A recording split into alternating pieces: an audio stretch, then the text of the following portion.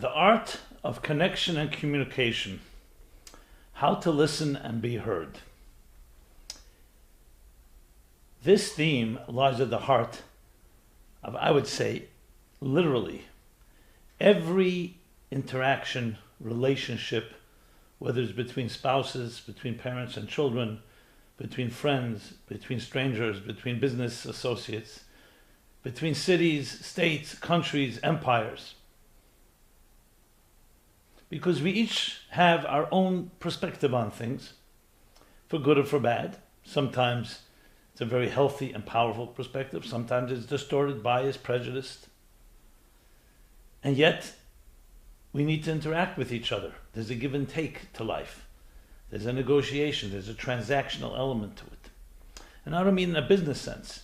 I mean it in simply being able to coexist, and more than coexist, to complement each other. Because nature, after all, is a symbiosis. Just like the bees that pollinate the flowers, each giving and taking, they receive their nectar, their sustenance, and then they pass on the pollen, essentially perpetuating that particular species. Everywhere you look in nature, there's that relationship, symbiotic relationship of a give and take. And the same thing is with human beings. Nobody is good at everything. Nobody's perfect. So we complement each other. I always love the analogy of music. You have a beautiful symphony. Many different types of instruments, different musicians, different sections. Each has its role and each complements the other. And if you don't do your part, others are compromised. And if they don't do that part, you're compromised. The human body is that way. There is essentially nothing in existence that doesn't have that type of relationship. Yet, because we humans have an additional element, we don't always follow the script, so we can have disagreements, discord that can lead to divisiveness and can lead, unfortunately and tragically, to war. So the art of connection and communication, how to listen and be heard, which is that give and take, lies at the heart of all success. And every failure can be traced to a deficiency in this interaction. I remember once giving a workshop for public speakers. I often train speakers due to my own experience. And the key focus is always not to make them speak like you do, but to help them find their style, to be comfortable and confident in their own approach and communicate effectively. So it's a combination of very different types of people. And I said to them, let's begin with a short question. If you have 30 minutes with an audience that has never met you before, and obviously you want to establish and develop a relationship with them, what would you say to them in those 30 minutes? I don't mean exact message. I mean, say, what do you want to get over? What do you want to get across to them? That will have them come back. That will have them be somewhat attracted and be intrigued to communicate further. And I went around the room. We didn't go to everyone. It was a large crowd, relatively, a large audience. And I selected a few people. And here was essentially a combination of the different answers given to. Some said, I want to inspire them. They should feel inspired. They leave inspired, not they leave neutral and vanilla as if nothing happened. They were somewhat inspired or affected. Others said, I would like them to do an action, get them to do an action. That way, you converted a potential or a listener to some type of active or action which, in a way, draws them in, whatever that action may be. Others said, I just want to get them to know me and know themselves, that we should know each other. I mean, there were different answers given. But the one that I was looking for most, nobody responded. No one said. Even though they were speakers and they had audiences, some of them had communities, some had synagogues, some had different type of constituents. What was the word? And I said to them, the word is trust. One word. You want to earn their trust. Because when you earn their trust, then there's a connection made. Now, you can't buy trust. You can't manipulate it. Maybe you can fool some of the people some of the time, but you can't fool all the people all the time.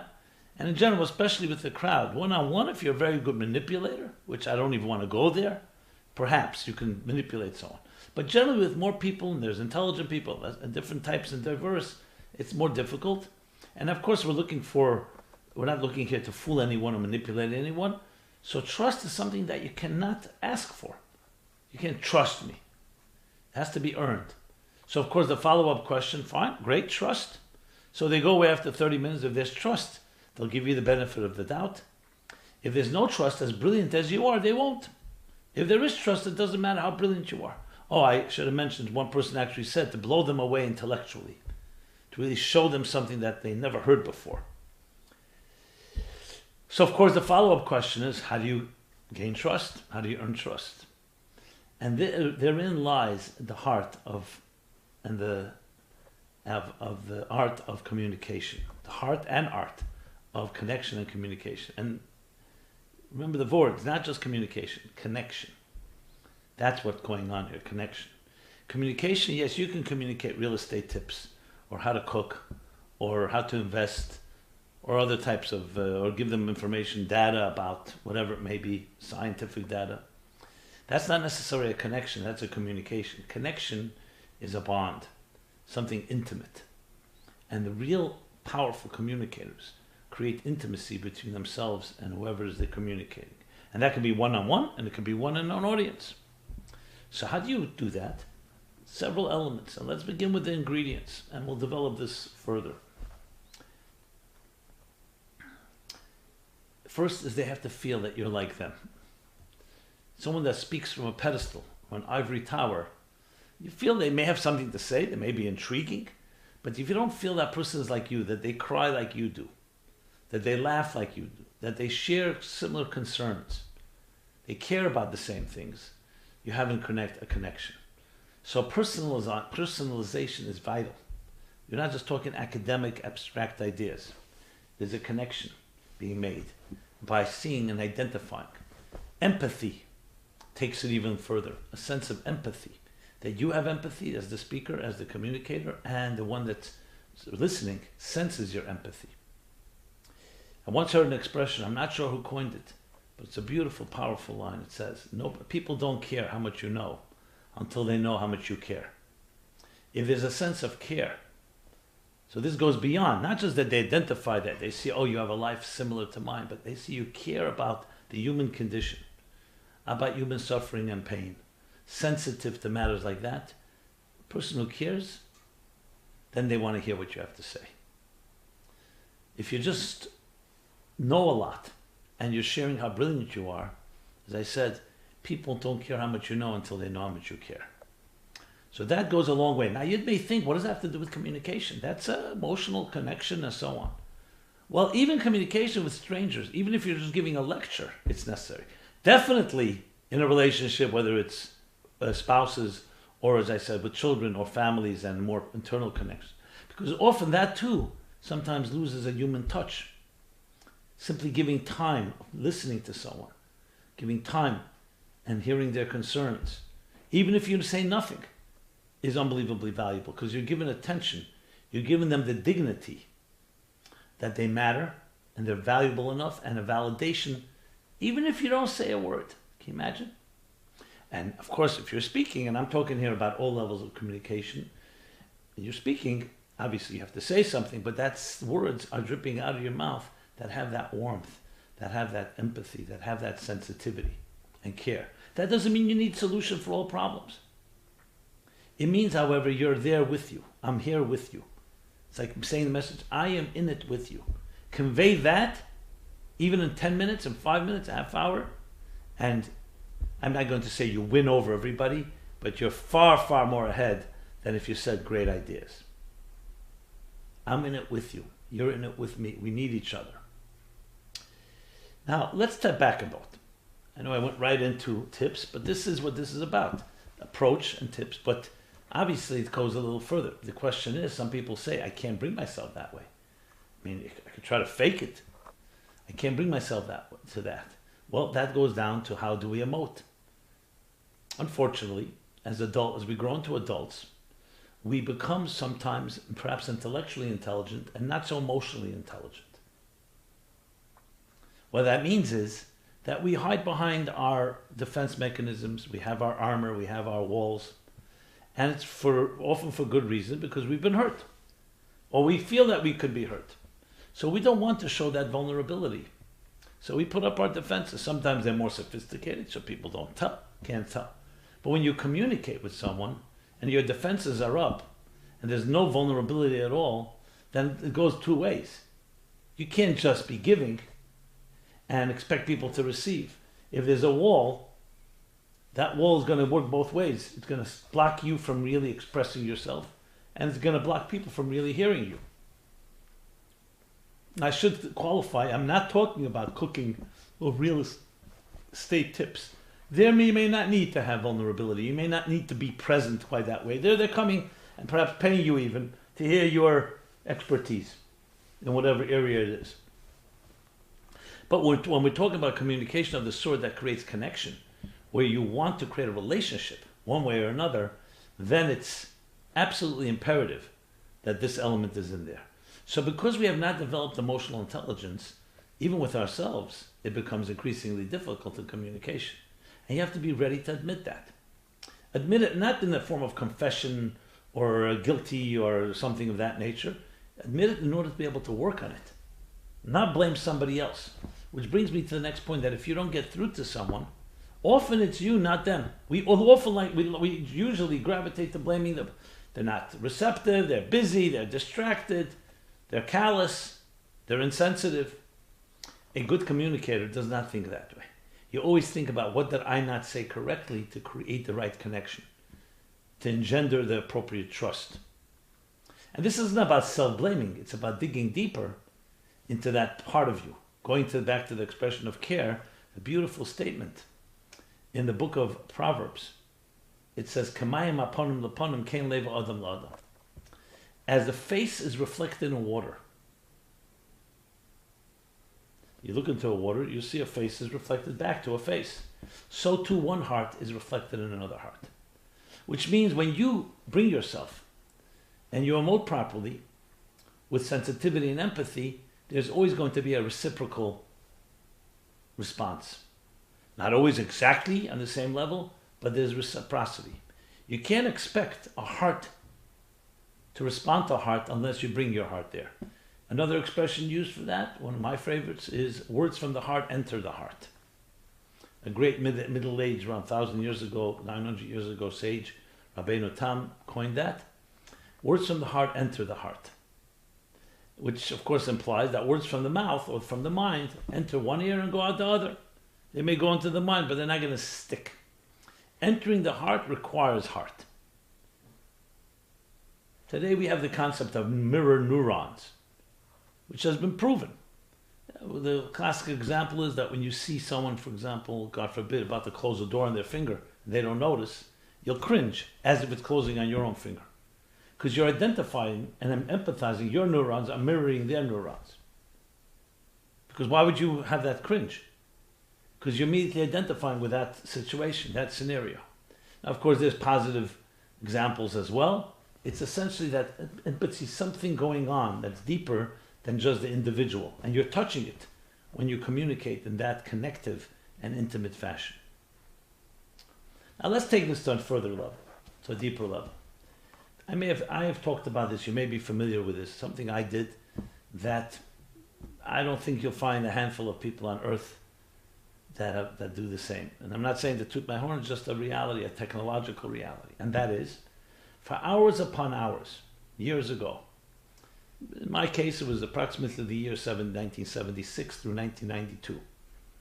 I was a young man, a younger man, and one of my jobs was, or my primary work was, I was a student most of those years, or part of those years, and it was to listen to my master, to my teacher, to my great mentor and Rebbe, for hours upon hours, when he would speak on the Sabbath and on holidays. And notes could not be taken because of the holiday, because of the Sabbath prohibition, and no recordings. So there were no recordings and no notes. So how did we remember it? With our minds. And almost verbatim, remembering, and this was no small feat. Just to give you an example, the pace of his speaking, of the Rebbe speaking, was approximately, we know this from the recorded talks, approximately 1 hour of talk yielded 28.5 by 11 double-spaced pages. So think of it this way, 5 hours would yield 100 pages. And that was our measure and litmus test to know how well we're doing. And we did quite well. We could get a 98 out of 100 pages without redundancy. So of course, that's a tremendous feat. How could you accomplish that? How is it possible to remember that much? So in the context of our discussion here, I'm not going to go through all of that because this is a discussion on communication and connection, as well, and listening and hear and being heard,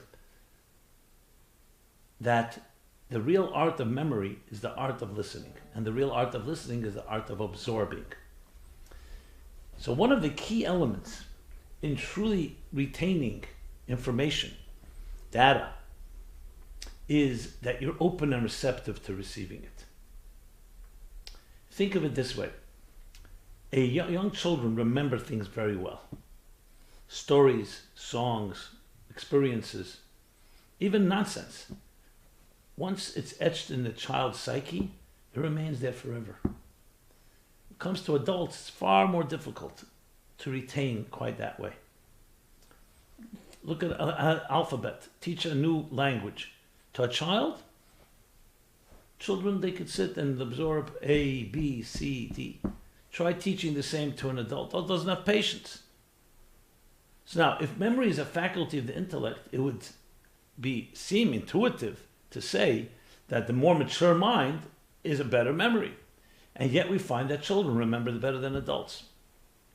Clearly, memory is not just a faculty of the intellect. I would say it's not even a one of intellect. It's really a faculty of absorbing. It's a faculty of humility and being like a dry sponge that absorbs ideas. A wet sponge, a saturated sponge, is full of ideas we have already processed. So the key thing to remember is that in the brain is a figurative two type of wheels. One wheel we'll call the absorber, and the other wheel is the processor. When you're busy absorbing, you can't be processing. And when you're processing, you're not absorbing. It's two stages in any intelligent process. The healthy approach would be first you absorb. First you listen, you absorb, you retain, and then you process. The problem is adults who already developed ideas and developed perspectives on life are saturated minds. So when you hear a new piece of information, you're not in the total dry sponge absorption mode. You're processing it while you're listening, which is why sometimes you miss important points. You try to fit it into your existing framework. So the key to truly remembering and retaining and absorbing was to shut off the processor as much as possible. Not to try to analyze or understand or connect it to other ideas and put it into some context, but just to listen. To do that requires a tremendous respect of the one you're listening to. Because if you're processing, I know no one would consider that disrespect, but I could tell you as a speaker, you get up there, you speak. You can immediately see people right away are saying, and I'm sure put yourself in the shoes, you're listening to someone speak. I like this speaker, I don't like this speaker, I can make money with this, I can't make money with this. It's relevant to me, it's not relevant to me. You're processing. You're already giving judgment, and I don't mean necessarily negative judgment, but you're already processing. You're inserting yourself in the conversation. True absorbing would be like research. True research, you don't come to conclusions while you're in the middle of research. You don't process. You gather data, and you don't come to any conclusions. Or like a judge and a jury. They hear or see a persuasive piece of evidence or a persuasive witness. Fine, we move on to hear others. No one who's at least honest would want them to come to a conclusion because one witness was so persuasive. Say that's part of the data. Let me see all the information. Then let me process it all, compare it, and come to some type of conclusion. So it's important to process.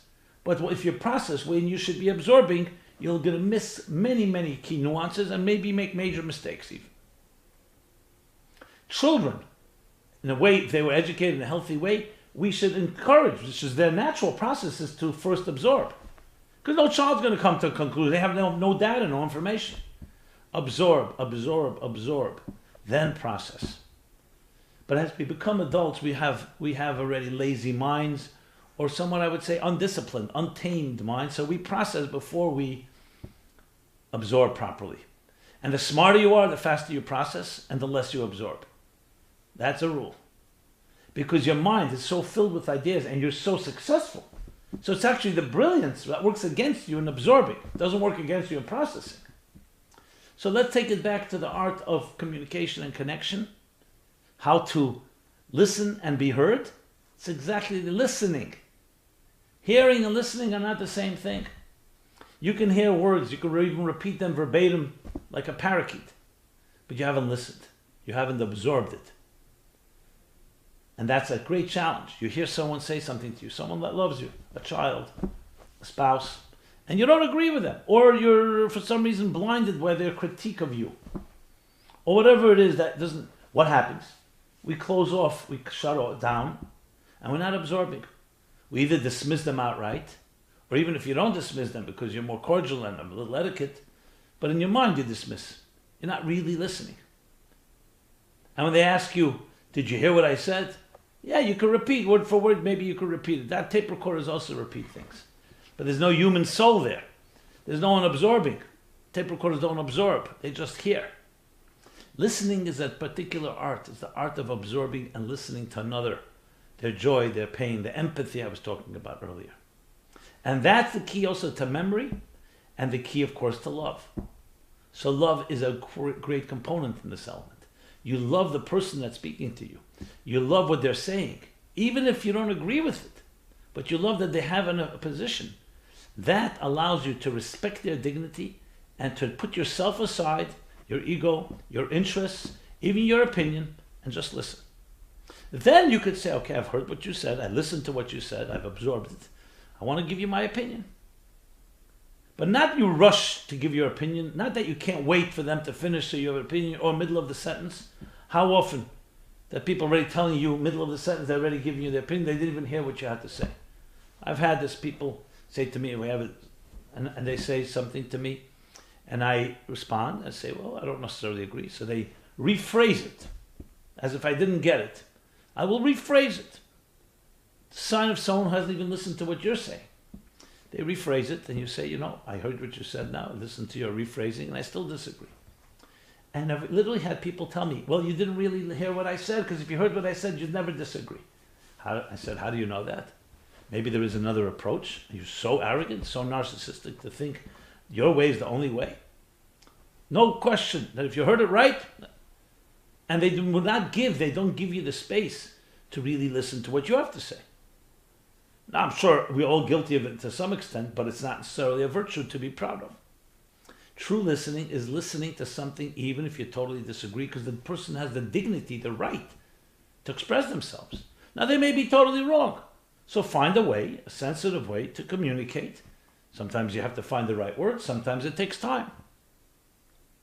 But if you care about the person and you respect the person, then you're going to find a way to communicate a position that does not sound defensive or sound aggressive or anything of that nature. One of the hardest things is to repeat something to someone that you disagree with. But it's an excellent exercise in true listening, because you're listening and you say to the person, I disagree with you.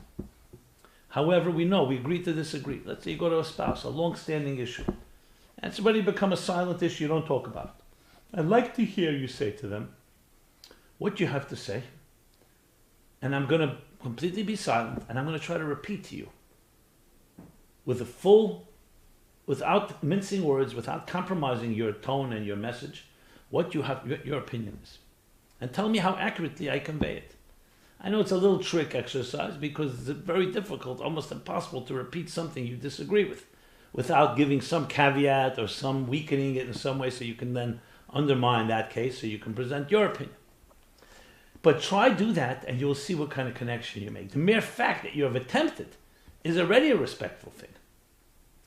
And going one step closer to be able to understand another perspective, even if they may be wrong, but there's something maybe to be learned from that perspective. Maybe they have one detail that may be right. This is all part of the process. Now you can see from all of this requires investment. So let me share with you one of the exercises I've used in demonstrating to people how to improve their memory, which is really how to improve their retention.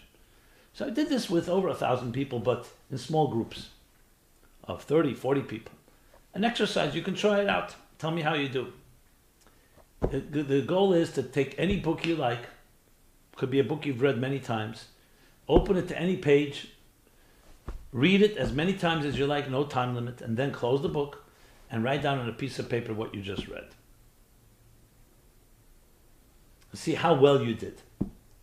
Before we begin, I always ask the people, I say, tell me, estimate, how much of the page, how much percentage of the page are you going to accurately capture in your memorized version that you put down on paper? Most people say between 65 and 85% of the page. 100% would be perfect, 0% would be completely, 65 to 85, 70 to 85. And then we begin. Everybody opens their book, and you see immediately, I see people, the ones that think they're the smartest, quickly doing it. They do it, they knock it off, they write, close the book, and they sit like this. Okay, well, proud, I'm waiting for the rest, the slow ones, to finish. And I always smile inside to myself. You'll see why in a moment. And then when they're finished, around 15 minutes, everyone's done.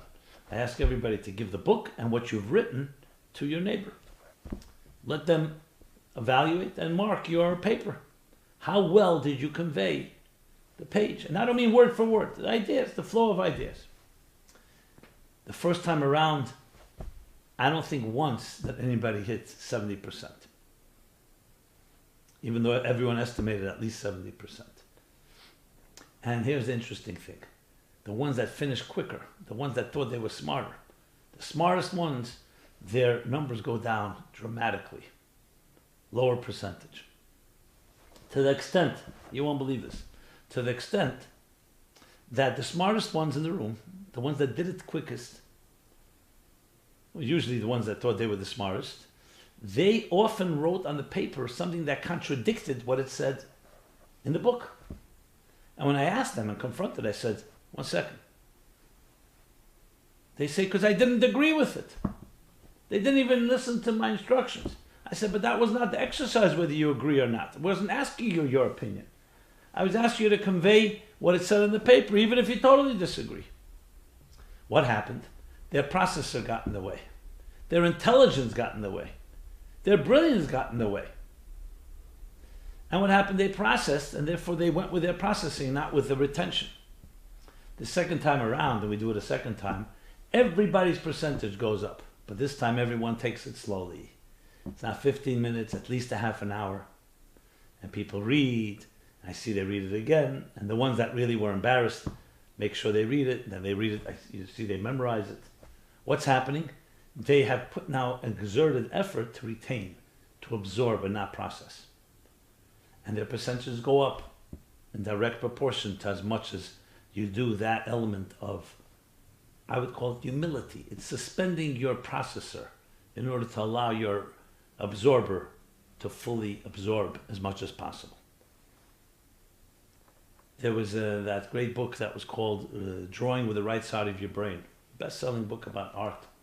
So it was an exercise there, interesting exercise that an art teacher was training beginners, and they began with, let's see how well we do. So one of the most famous photographs is, of course, Lincoln, the Lincoln penny.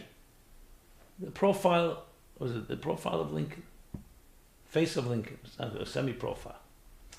And everybody was given the penny or the picture of Lincoln, and draw, let's see how well you do. You could imagine beginners were terrible, didn't look anything remotely close to the original.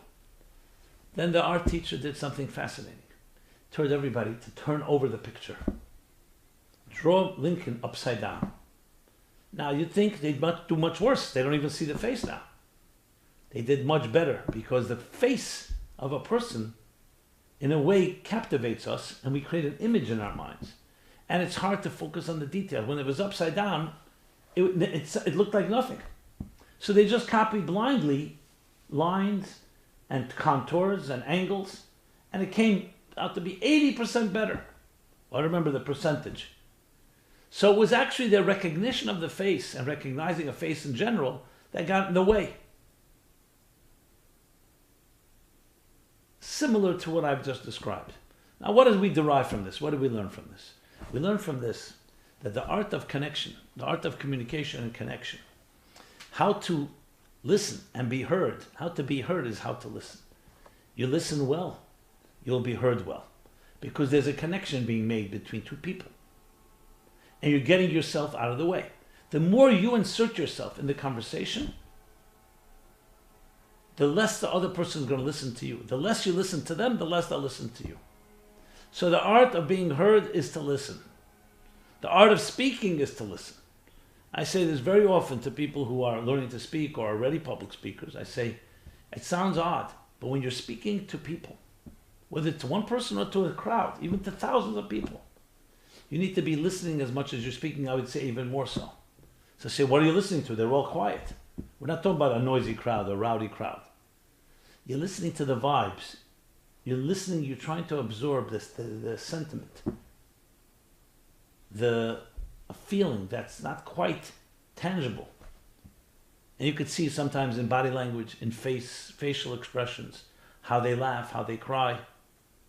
You're really trying to connect with the audience and absorb them in some way, and then give back as you understand it through your language. When a person can really do that, you've created the ultimate connection. It's the ultimate communication. Because it's no longer two individuals, it's one individual bonding with another individual.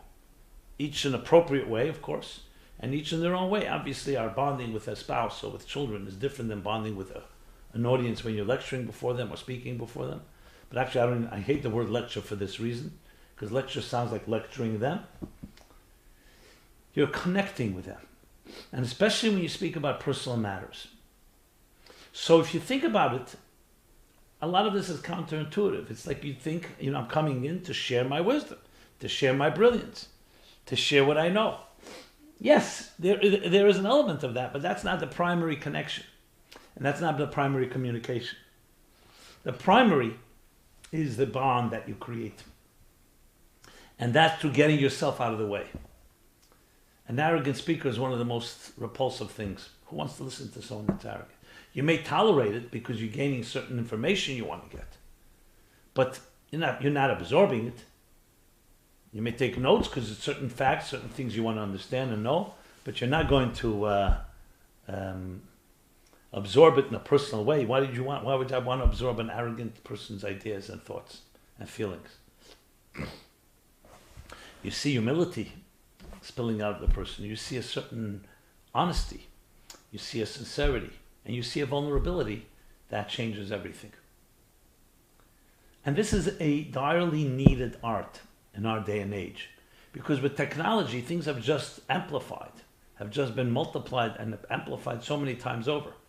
We send off emails and texts and social media and tweeting and Instagramming and all that. And how much of your heart is in there? Sometimes it's there. But technology tends to also depersonalize. And we could also become detached. We don't even see the person we're speaking to.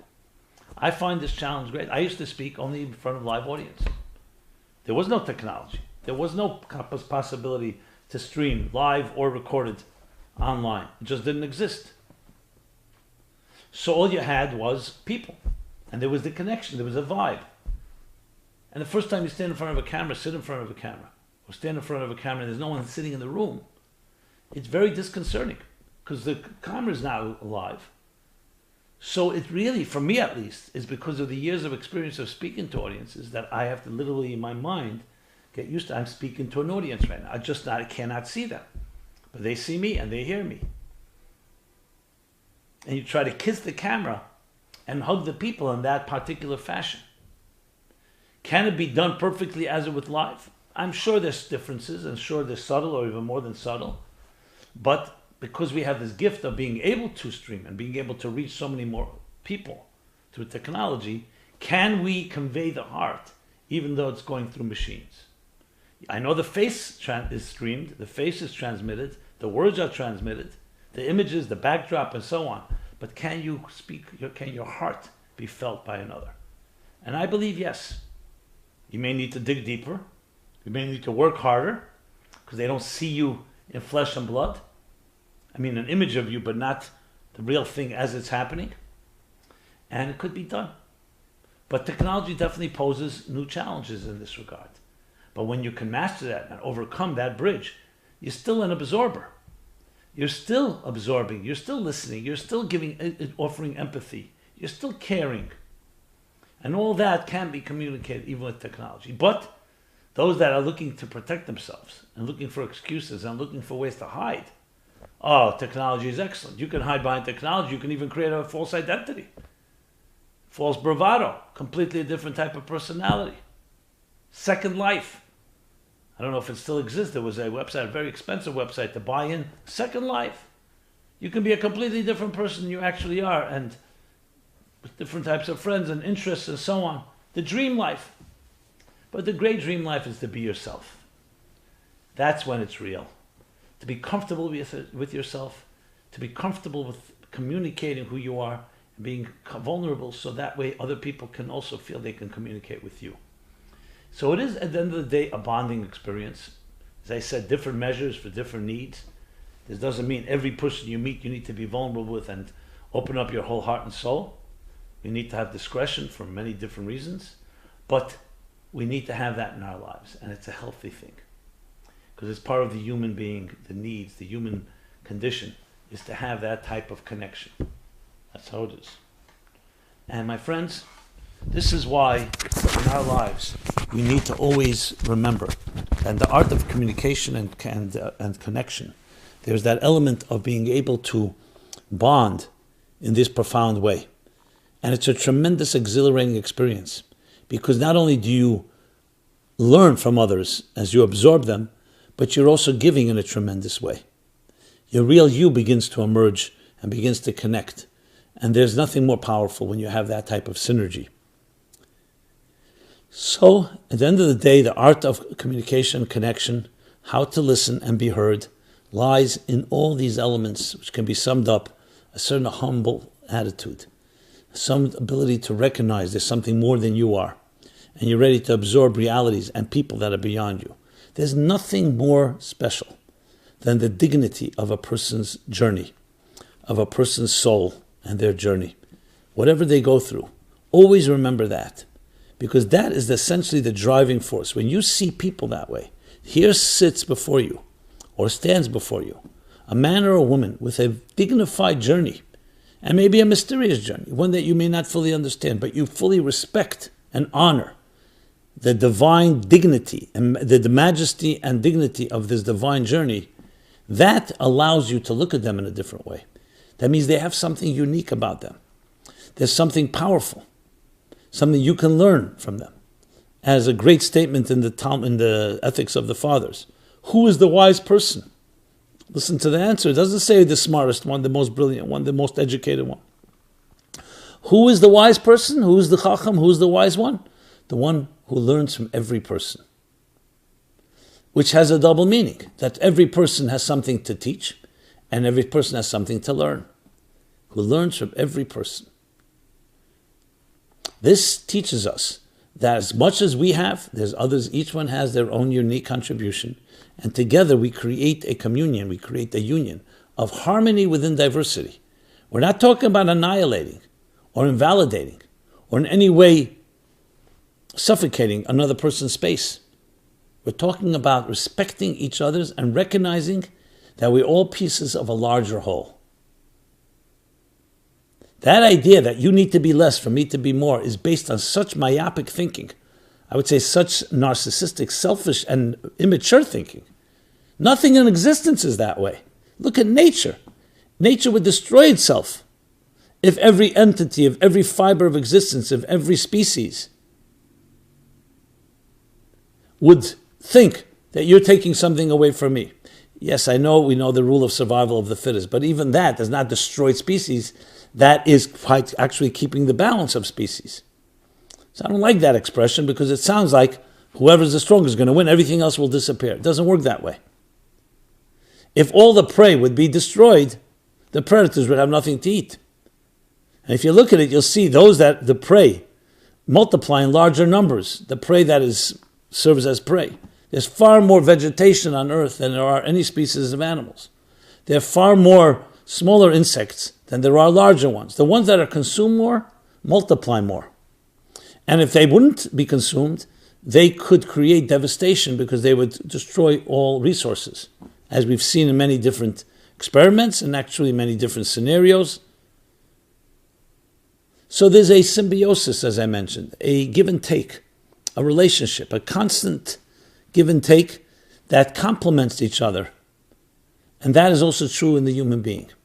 So we have to build that confidence to recognize and have people around us that help support and validate and give us the confidence and self-esteem of who you are, which allows you then to give the respect to another person for who they are, or he or she is.